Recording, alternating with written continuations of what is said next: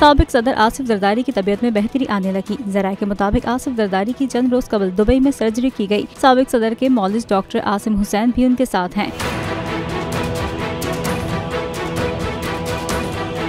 जराये ने बताया है कि आसिफ जरदारी ने सर्जरी की वजह से कुछ दिन दुबई के अस्पताल में गुजारे और अब उनकी तबीयत पहले से बेहतर है। याद रहे, इससे कबल भी आसिफ जरदारी कराची के निजी अस्पताल में कई दिन तक जेर इलाज रहे हैं।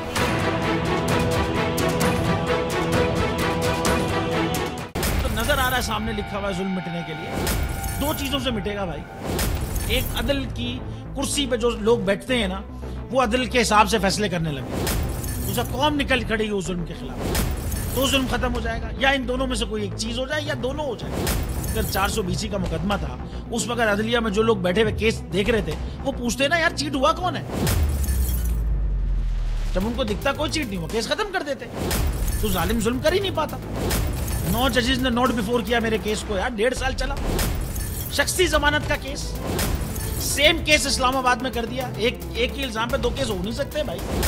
मतलब 60 दिन का वक्त होता है। 102 दिन के बाद मैं जीत गया, केस बरी हो गया। 102 दिन के बाद अपील फाइल की, एक्सेप्ट कर ली। नहीं करते ना एक्सेप्ट, खत्म हो जाता ना जुल्म यार। भरी अदालत में मुझे बरी कर दिया, फिर पता नहीं क्या हुआ। 2.5 घंटे बाद का नोट बिफोर, मैं नहीं सुनता ये केस। खड़े रहते अपने फैसले, मिट जाता जुल्म। अल्लाह ताला ने बिठाया इस इन कुर्सियों पे इनको यार, ये अल्लाह ताला की तरफ से फैसले करने हैं।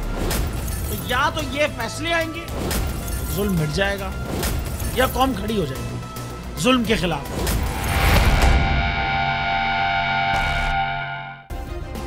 सब्सक्राइब करें और बेल दबाएं ताकि कोई खबर रह न जाए।